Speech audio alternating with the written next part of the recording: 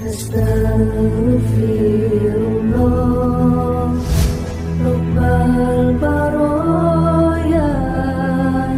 Astaghfirullah minal khotoya.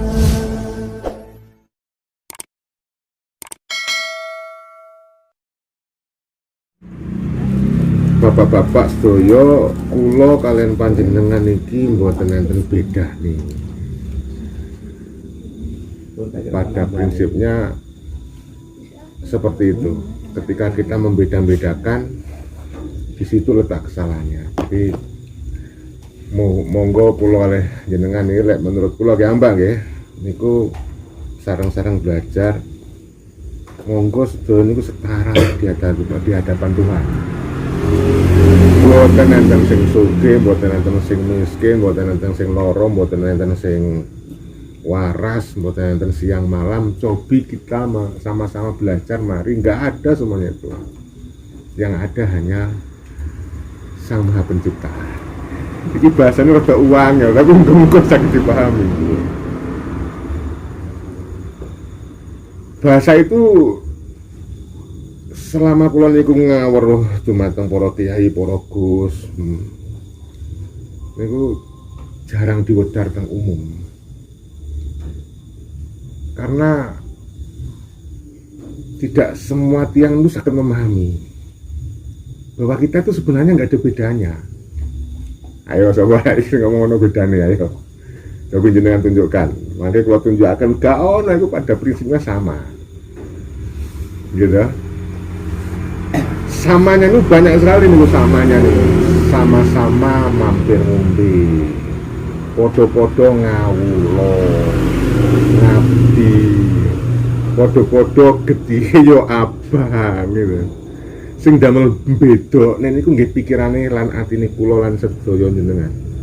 Tapi pada prinsipnya Tuhan itu menciptakan dalam satu kesatuan zat Allah. Manusia itu nek menurut kula dikengken sami-sami ngawula ngabdi ning Gusti Allah, tidak ada yang lain. Jenengan salat niku hakikate nopo? Nah, misalnya niku nggih enten perintah salat niku mulai mulai mbablan nanti gara-gara Pak Hari. Dan ini ingkang awit pantes nggih Gus Hari niki. Kula niku namung tiyang embongan.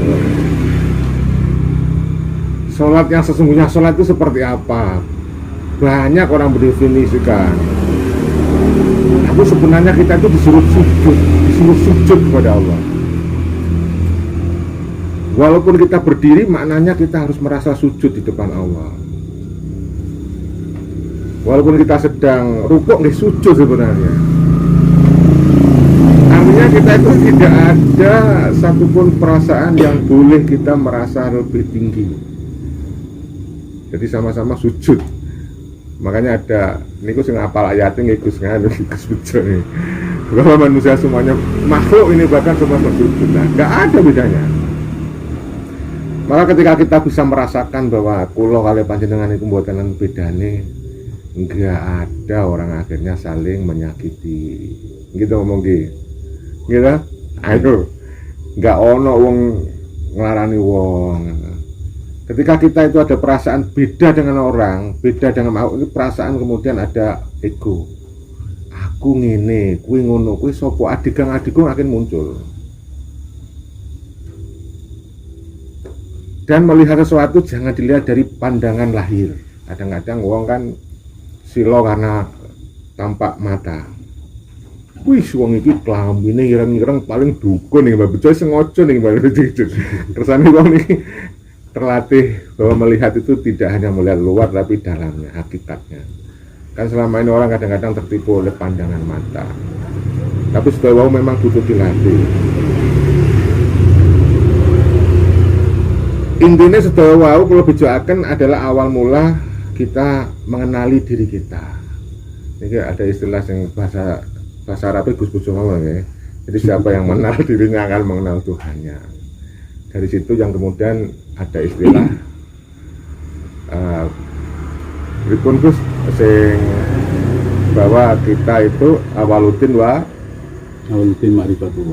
Awaluddin Ma'rifatullah. ma'rifatullah. Jadi itu pun itu maksudnya Gus. Awaluddin apa nama? Ma'rifatullah. Jadi kita itu harus mengenal Allah di awal semuanya. Ngoten lah Gus. Ya, awal orang beragama itu mengenal Allah. Nah, jadi mengenal Allah itulah kita harus paham. Jangan sampai kita sholat siapa yang disembah karo Allah di mana masih dicari-cari, kadang-kadang budi ngomong di kono gitu.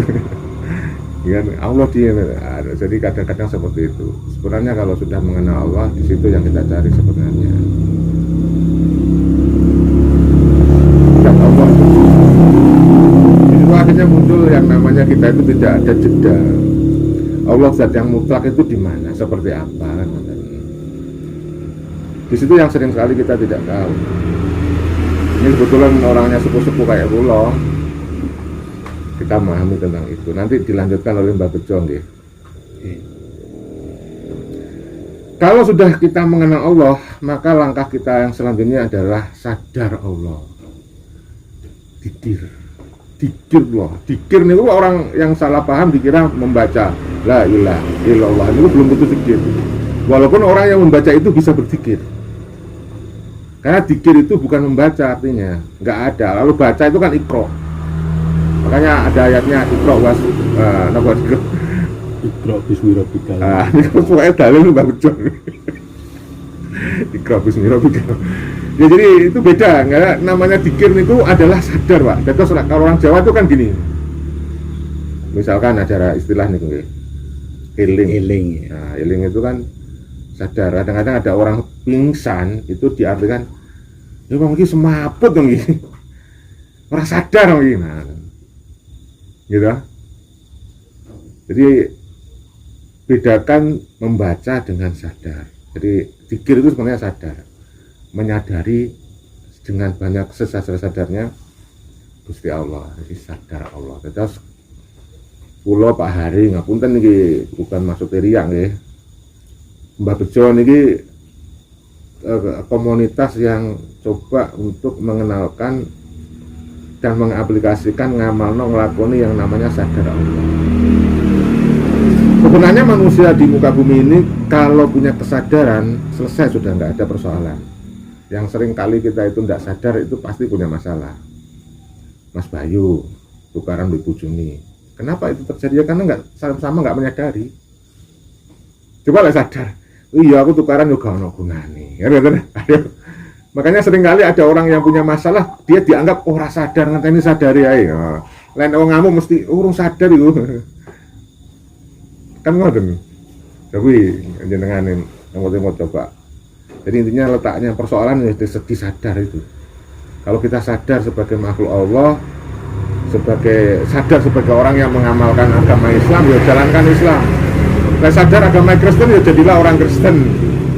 Kalau kita sadar sebagai orang Islam, ya lakukan tugas-tugas kita, tugas-tugas kula lan jenengan sebagai orang Islam. Jadi intinya sadar. Cuman sadar niku, yang namanya sadar itu kan banyak caranya. Makanya kalau jenengan itu dengar ada teman-teman yang lakoni, jalankan atau bertarekat, itu sebenarnya mereka berusaha untuk mendapatkan kesadaran. Makanya tadi Mbak Bejo mengatakan jalan untuk sadar itu jalannya macam-macam. Makanya kalau di dalam NU itu dikenal dengan lebih dari 50 lebih lah tarekat mutabaroh. Ada Nasabandiyah, Sajiliyah, dan macam-macam yang nanti mereka di baiat yang dia sebenarnya harus guru maguru nih. Nah, sehingga orang NU ada sebuah doktrin ilmu harus menyasana. Nah, ini kalau ini itu adalah cara, semua orang punya cara-cara dan itu kita nggak bisa nyalahkan. Nah kemudian kita punya cara lagi nih yang kita sebut dengan zikir sadar Allah. Ngaten niku. Terus kenapa harus begitu? Pada prinsipnya semua badan kita niki, tubuh niki itu diberikan kemampuan yang luar biasa oleh Allah. Cuman kadang kita nggak bisa gimana mengeluarkan kemampuan itu. Maka sebenarnya yang dibutuhkan adalah latihan. nggak ada sesuatu yang tanpa latihan. Mas Bayu ini ahli bulu tangkis, pingpong, tenis meja. Coba lah jenengan nggak latihan, bisa nggak? Nah, sulit. Nah, termasuk lahir batin kita juga gitu. Dikir Allah itu juga butuh latihan. Mbak Bejo, Pak Hari kulon ini latihan terus, mendinten latihan sadar Allah. Jadi kalau kita melakukan dengan cara ya dikir, kalau mungkin samalah dengan beberapa teman-teman dari agama lain, tetapi perbedaannya juga ada. Mungkin dalam bahasa agama lain ada yang menyebut semedi, ada yang menyebut meditasi. Nah, makanya kalau kita mau meminjam istilahnya orang-orang luar agama, sebenarnya meditatif tertinggi, sikap meditatif atau sikap meditasi tertinggi di dalam agama kita ya sholat. Jadi sholat itu bagaimana caranya benar-benar kepada Allah. Karena sholat itu kalau kemudian sholatnya itu enggak benar, maka kita juga diancam dengan neraka wel. An sholatihim sahum dan seterusnya juga gitu ya.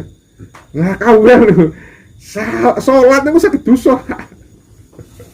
Sakit diancam neraka. Terus makanya kadang-kadang teman-teman yang salah arti, karena memang Islam itu kan ajaran yang berdasarkan Al-Quran hadis dan itu butuh tafsir. Kadang-kadang orang nafsirnya di kadang-kadang ada yang nafsir, saya nggak perlu sholat, kenapa aku sholat juga buat sempurna nanti malah masuk neraka gara-gara sholat. Maka muncullah aliran yang nggak mau sholat. Iya kan, itu sekulon, guyon. Jadi nanti ini kulo kan hanya pemula aja, ngupas kulit-kulitnya. Nanti dalamnya Mbak Bejo nanti tugasnya, yang mungkin perlu kalau ada yang belok diluruskan, kalau ada yang kasar dihaluskan. Karena memang ini kan tadi gak ada persiapan, ulo langsung dikasih ini mau nggak mau. Nah, nggak mau tetap saya harus menyampaikan apa yang keluar dari mulut saya, natural mawon, nggak ada rencana. Nah niku, kalau sudah seperti ini saya pasrah saja, berserah kepada yang Maha Kuasa. Apa sing metu teng cangkem kula nggih, kula mbok mikir salah apa bener. Karena saya ngomong sudah nggak ada pikiran. Karena nih Mbak, wes terserah wes. Terus kata niku. Jadi kenapa? Kadang-kadang kita harus menurut saya nggih, kadang-kadang kita harus menghadapi situasi kayak gitu. Dihadapkan pada situasi yang mendadak, ya kita harus siap. Karena kadang-kadang apa yang kita rencanakan pun ternyata kadang kenyataannya nggak sesuai. Kan ngoten. Tapi sekarang akhirnya kita dihadapkan kepada dua pilihan. Enak pundi, urip berusaha membuat aturan untuk diri kita, atau kita urip berserah kepada aturan yang Maha membuat aturan. Ayo, enak nanti kira-kira. Tapi walaupun enak berserah diri kepada yang pembuat aturan, kadang-kadang kita maksa ngatur. Legang ini gak enak. Ayo, nah di sinilah. Makanya kalau saya pribadi sekarang ini kulo nih belajar, Pak. Belajar bagaimana kita itu menjalani hidup sesuai dengan apa yang ditentukan sang pembuat sutradara, ya, yang Maha Kuasa, gurunya guru sejati kalau istilahnya Mbak Bejo tadi. Jadi ketika kita sudah nggak mampu menyelesaikan persoalan mentok, ya ujung-ujungnya kita harus berserah. Wes apa jadi panjenengan Gusti, kula ikhlas nglampahi napa ingkang dados titah panjenengan. Niku malah saya malah. Kadang-kadang kalau pas nonton niku malah dikai iseng saya. Kadang-kadang ngatur nggih rencana ngene-ngene malah entek kabeh. Kula nate Pak niku Pak tahun 90 ngantos 2012 lama nih. Kula baru menyadari setelah itu. Semua itu ya planning itu boleh, tapi jangan sampai kehilangan hakikat. Sugih itu gak dilarang, tapi jangan sampai kamu diperbudak kesugihan. Kalau enggak, terus dulu itu saya sudah luar biasa. Saya tahun ini saya punya ini, tahun ini saya punya ini, karena saya punya usaha ini, saya nanam ini, saya punya. Saya ketika di Sanggar itu Pak, saya punya usaha jeruk Pak, nyewa jeruk-jeruk Pak. Sudah dihitung Pak hasilnya secara matematika. Saya akan dapat sekian ratus juta. Pada tiba harinya malah nggak dapat apa-apa. Delalah ada saja. Lah suatu ketika saya sudah nggak mau mikir, lah sudah saya jalan hidup saja, ngalir seperti yang kehendaknya Tuhan. Akhirnya malah dikasih kemudahan-kemudahan, kayak kita itu dikasih rezeki nggak terduga. Terlalu itu seperti itu ya. Akhirnya saya berlatih seperti itu.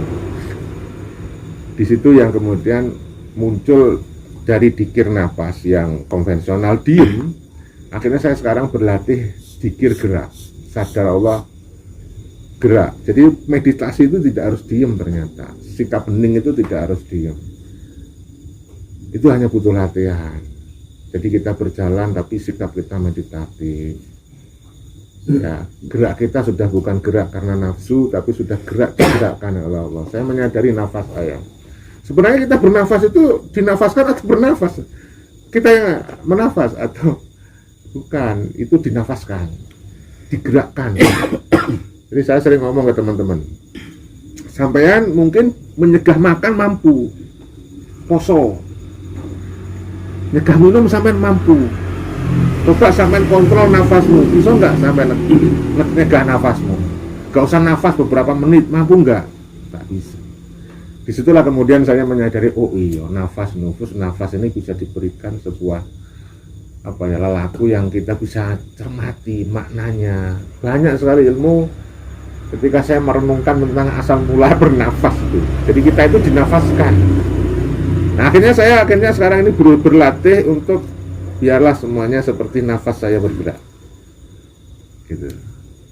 Jadi gak bisa kita ngontrol, kalau kita main ngontrol nafas ya meninggal. Nah di situ, saya kira itu mawon yang saya sampaikan. Jadi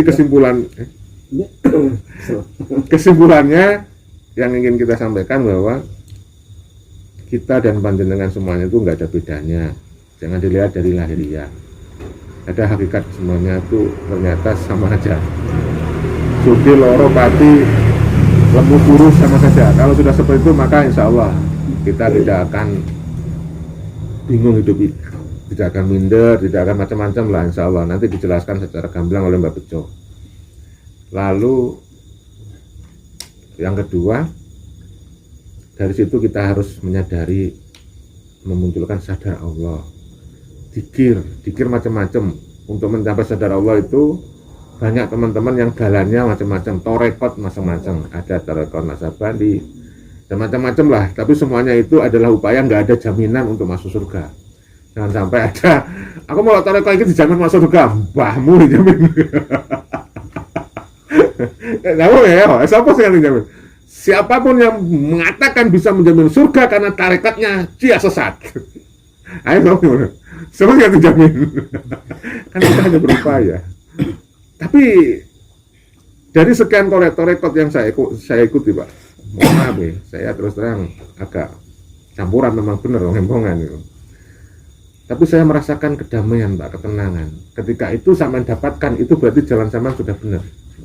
Karena kembali kepada apa yang saya sampaikan Mbak Bejo, sebenarnya yang kita cari-cari adalah jalan pulang. Ya, jiwa-jiwa yang damai, yang tenang yang akan. Jadi jenengan kalau misalkan menganggap tarekatnya adalah penghafal Al-Quran, hafidz. Kalau dia salah dalam mengartikan itu, dalam meniatkan itu, justru hafalan Qurannya itu yang akan menjerat dia untuk pulang ke Allah. Jadi susah sekali memang. Intinya apa? Kalau dalam bahasa mudahnya itu gak boleh budunnya. Kalau sampean itu mau menjelang mati masih di dalam diri Anda itu terikat dengan keduniawian, sudahlah, wassalam sampean pulangnya. Itu susah. Ada tuh saya punya tetangga, dia itu mau mati mikirin utangnya. Sopo sing kate nyaur. Berarti nggak ada ketenangan, Pak. Habis itu anaknya saya bilang, coba teko ono bapakmu itu gak mati-mati nyopo opo sing dipikirno. Beban di uripe opo. Ditanya bener, Pak.